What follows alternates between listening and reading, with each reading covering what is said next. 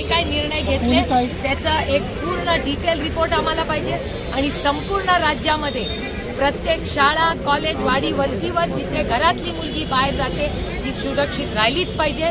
त्याचा तुम्ही काहीतरी निर्णय प्रक्रिया करा ज्याच्यामध्ये प्रत्येकाला आधार वाटला पाहिजे की हो माझ्यावर जर चुकीचं झालंय तर तिला आवाज उठवण्याची ताकद देण्याची नैतिक जबाबदारी की कुठलंही सरकार आज त्यांचं उद्या आमचं असेल, उद्या आमचं सरकार आलं तरी आमची हीच भूमिका असेल की असल्या बाबतीत झिरो टॉलरन्स। माझं म्हणणं आहे जो बलात्कार करेल त्याचा नुसता एन्काउंटर काढून आणि क्रेडिट घेऊन आणि बंदूक धरून फोटो लावून प्रश्न सुटणार नाहीये या राज्यात। या राज्यात FIR दाखल वेळेत झाला पाहिजे, फास्ट ट्रॅक कोर्टमध्ये लवकरात लवकर ती केस चालली पाहिजे, निर्णय झाला पाहिजे आणि भर चौकात जो बलात्कार करेल त्याला बलात्काराला चौकामध्ये फाशी लोकांच्या समोर झाली पाहिजे ही आमची मागणी आहे।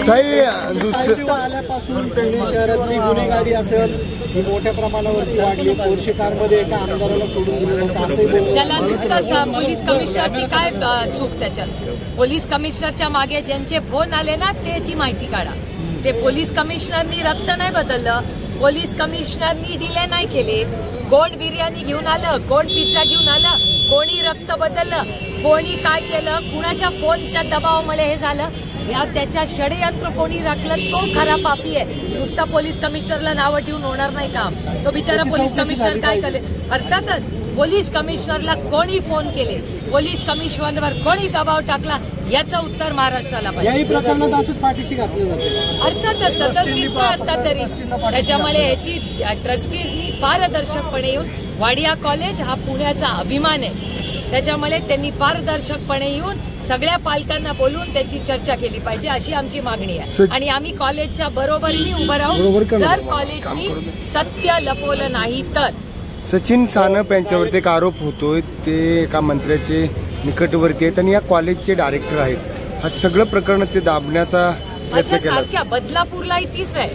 बदलापूरला अनेक लोक आणि हे माझं म्हणणं नाहीये, बदलापूरच्या घटनेनंतर टेलिव्हिजन आणि वर्तमानपत्रात प्लीज माझा बाईट दाखवताना पुरं दाखवा कारण का माझा पुरा स्टेटमेंट आहे की वर्तमानपत्र आणि चॅनल्सच्यावरून अशी माहिती कळाली की ही माहिती किंवा त्या पूर्ण बदलापूरच्या शाळेमध्ये काय नक्की स्कॅन्डल चाललं होतं हे कुठेतरी जात होतं जिथे त्यांच्या मनाविरुद्ध चाललं होतं म्हणून तो एन्काउंटर झाला। म्हणजे तिथेच त्या कथा संपली। एक कथा त्यांनी संपू देणार नाही। अनेक मुलींवर अत्याचार झालाय, त्यांनी जरी एन्काउंटर झाला असेल तरी ती इन्क्वायरी झाल्याशिवाय मग बदलापूरची असू दे किंवा वाडिया कॉलेजची असू दे आम्ही स्वस्थ बसणार नाही। कुणाचीही मॅनेजमेंट असू दे, जो गलत है वो गलत ही है।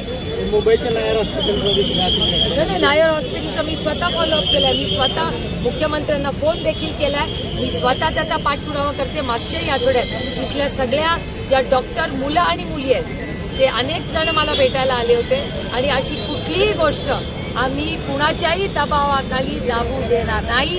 जर कोण या राज्यात बलात्कार करेल मग तो कोणीही असेल त्याचा पक्ष जात धर्म बघितला जाणार नाही, न कुणाच्या सत्ता आहे आणि आज त्यांची उद्या आमची आहे, पण अशा क्रूर आणि गलिच्छ गोष्टी करणाऱ्या माणसाला फाशीच झाली पाहिजे ही आमची मागणी। ओबीसी नेते हाकी आहेत त्यांना रात्री मराठा समाजातील मी व्हिडिओ पाहिलेला नाही, व्हिडिओ पाहिला